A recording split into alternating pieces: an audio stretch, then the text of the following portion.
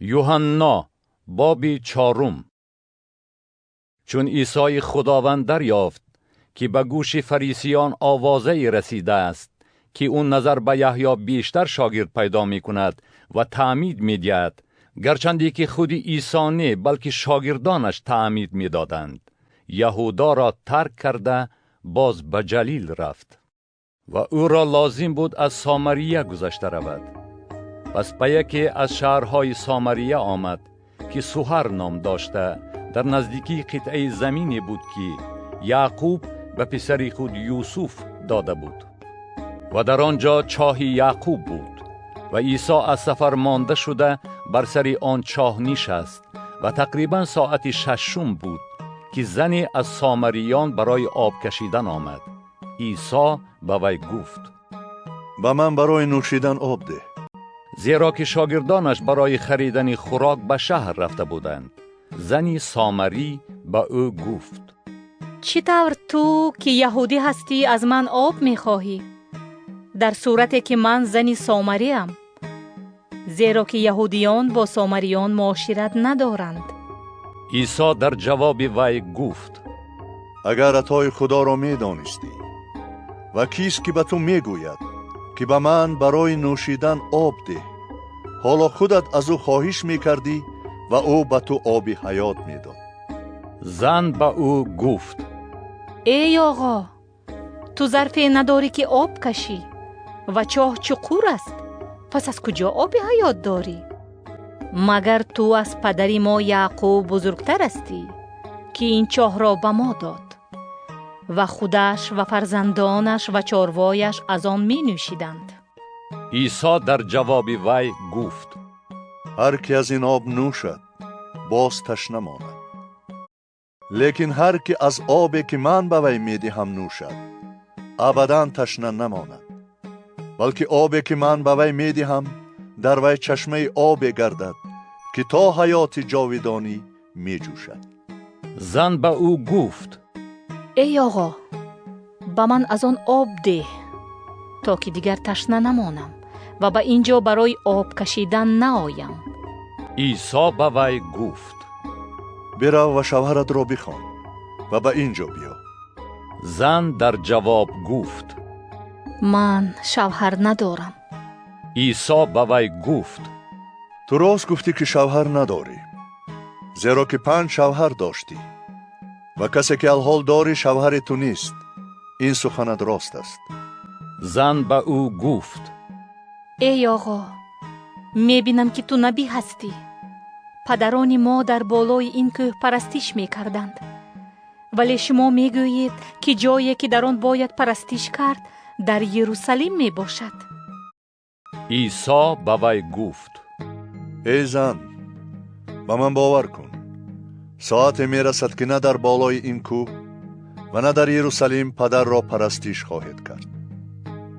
شما آنچه را که نمیدانید پرستش میکنید، ولی ما آنچه را که میدانیم پرستش میکنیم، زیرا که نجات از یهودیان است. لیکن ساعت میرسد و الکی رسیده است که پرستندگان حقیقی پدر را به روح و راستی پرستش خواهند کرد، زیرا که پدر طالب این گونه پرستندگان خود می باشد. خدا روح است و آنهایی که او را پرستش می کنند باید به روح و راستی پرستش کنند. زن به او گفت: میدانم که خریستوس یعنی مسیح می آید. چون او آید از هر چیز به ما خبر خواهد داد. عیسی به وی گفت: من که با تو سخن می گویم همانم. در همین وقت شاگردانش آمده تعجب کردند که او با زنی گفتگو می کند، لیکن هیچ کس نگفت که چی می طلبی یا که برای چی با وی حرف می زنی. زن کوزه خود را مانده به شهر رفت و به مردم گفت: بیایید و کسی را ببینید که هر آنچه کردم به من گفت. آیا او مسیح نیست؟ آنها از شهر بیرون شده نزد او می آمدند. در این میان شاگردان از او التماس کرده گفتند: ای استاد، بخور. با آنها گفت: من غذایی دارم که بخورم و شما آن را نمی دانید. شاگردان به یکدیگر گفتند: مگر کسی به او خوردنی آورده است؟ عیسی به آنها گفت: غذای من آن است که اراده فرستنده خود را به جا آورم و کار او را به انجام رسانم. آیا شما نمی گویید که باز 4 ماه مانده است و در او فرا خواهد رسید؟ اینک من به شما می گویم: چشمان خود را بالا کرده کیشزار را ببینید که برای درو سفید شده است. دروگر مزد خود را می گیرد و محصول را برای حیات جاودانی جمع می کند تا که کارنده و دروگر با هم شادی کنند.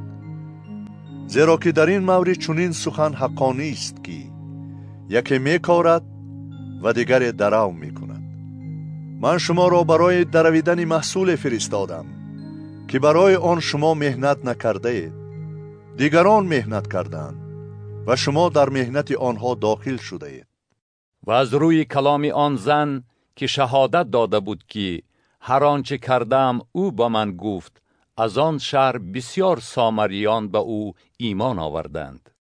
بنابراین چون سامریان پیش او آمدند، از او خواهش کردند که نزد آنها بماند و او 2 روز نزد آنها ماند و باز بسیاری از روی کلام او ایمان آوردند و به آن زن گفتند: پس از این ایمان ما از روی سخن تو نیست، زیرا که خودمان شنیدیم و دانستیم که او در حقیقت نجات دهنده عالم است، یعنی مسیح است.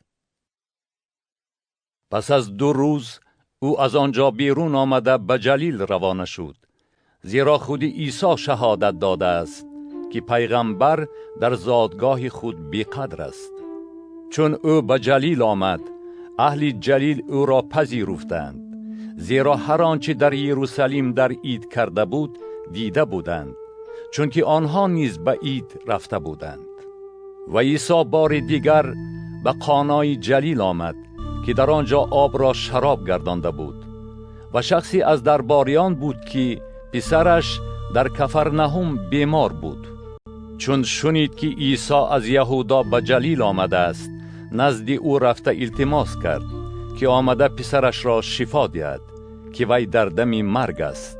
عیسی به وی گفت: اگر علامات و معجزات نبینید ایمان نمی آورید. درباری به او گفت: ای آقا، پیش از آن که پسرم بمیرد بیا. عیسی به وی گفت: برو که پسرت زنده است. وی به سخنی که عیسی گفت ایمان آورده روانه شد و هنگامی که می رفت نوکرانش وی را پیشواز گرفتند و مژده داده گفتند: پسرت زنده است. از آنها پرسید: در کدام ساعت احوالش بهتر شد؟ به وی گفتند: دیروز در ساعت 7 تب لرزه وی را ترک کرد. و پدر دانست که این همان ساعتی بود که عیسی به وی گفت پسرت زنده است و خودش و تمام اهل بیتش ایمان آوردند. این معجزه دوم بود که عیسی بعد از آمدنش از یهودا به جلیل نشان داد.